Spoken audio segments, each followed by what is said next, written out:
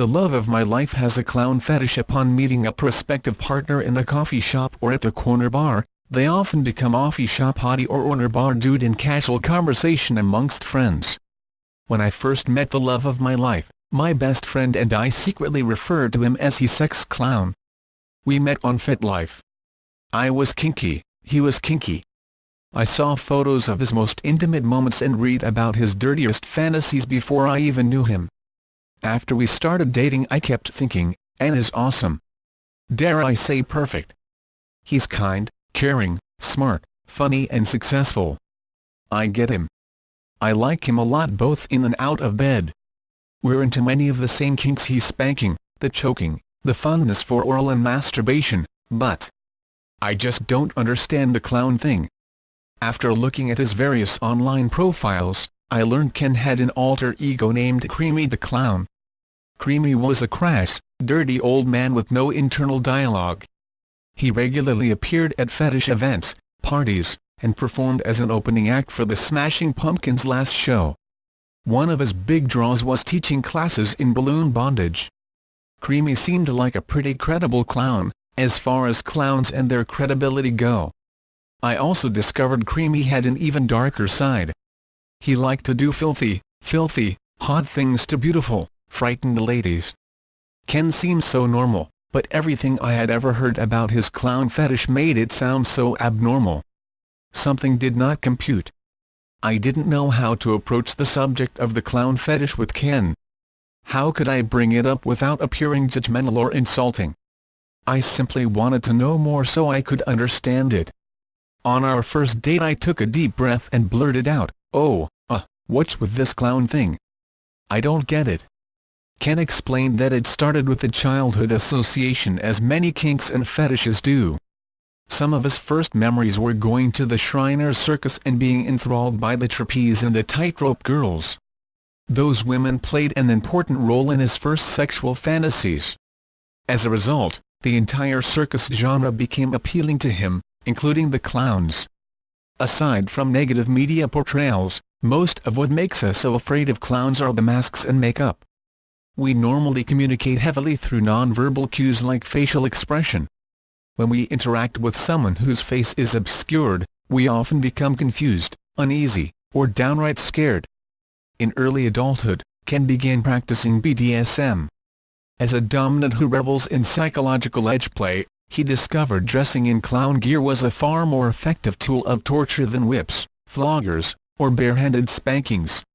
A coulrophobic translation, clownphobic submissive could be reduced to tears with just a soft whisper in the ear from a clown. Clown play with a submissive who is phobic creates the perfect environment for an intense, emotional, gratifying scene for both parties. Ken also explained that dressing as a different character during an S&M scene was the ultimate role-playing experience. It's not only liberating to completely become someone else, but even more so when that someone is associated with fear, pain, and/or inappropriateness. I learned that clown role-playing doesn't have to be scary. Sex is so darn serious. It's the norm in our culture to feel ashamed if you accidentally do something silly while getting it on. As a clown you can embrace that silliness. "E in the face" takes on a whole new meaning when you're getting down with the clown. It took me a while to digest this. I liked it, but I wasn't exactly sure why. I'm not at all scared of clowns. I actually dig them. Cookie from the Bozo Show, I still have a crush on you, but never told anyone. I also love balloons and the carnival atmosphere, but never pondered how they might affect my sexuality. When I was growing up, my mom was the balloon lady of Lincoln Park. Yep, she sold gigantic helium-filled balloons. So did I as my high school summer job. I grew up with balloons, popcorn machines, working at summer festivals, eating fried Twinkies on a sticky whole 9 yards. The thing that kept tripping me up, though, was I had never dressed as a clown in my life. Could I immerse myself fully into another persona like that? Then it hit me. I couldn't believe I forgot about such a major part of my childhood. As a kid, I was mime. In 6th and 7th grade, I was in a Park District mime troupe. The troupe was called Tease All Mime Don't Laugh. I loved it. After dating about 6 months, I told Ken I'd be interested in doing a clown scene with him. I could be a clown too, be a mime.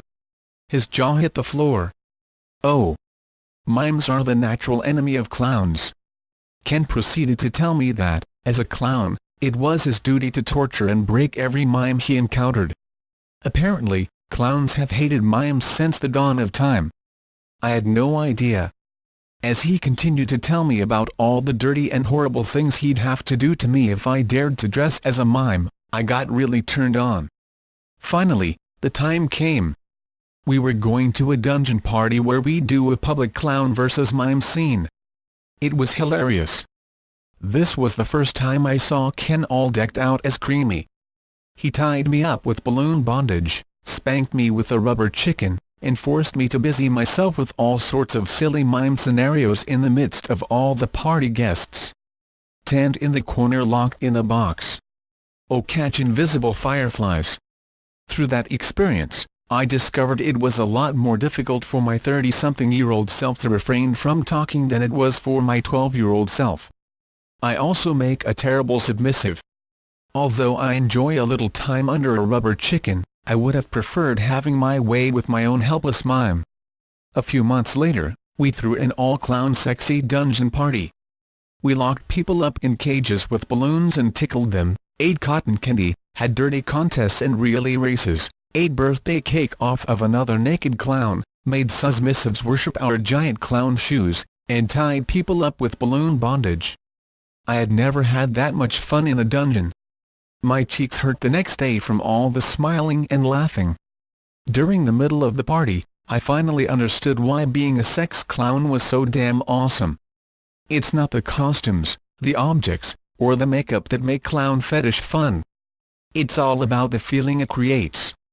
We were a room full of giggly, uninhibited, ridiculously happy people.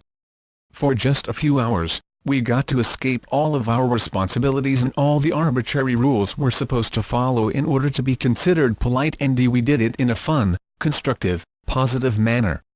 People assume Ken and I always have clown sex, but we usually only bring out full clown gear for events or public BDSM scenes. Clowning requires extensive preparation, which is prohibitive, especially when you are as busy as we are. We do, however, incorporate elements of clowning in our love-making. Sometimes a big red nose, honking horn, or brightly colored wig makes an appearance. Whether dressed in clown gear or not, being uninhibited and happy each and every time is vital. We should never be afraid to laugh, even at ourselves, during our most vulnerable and precious moments. Next time you have sex, try going about it with the approach of a clown. You just might like it.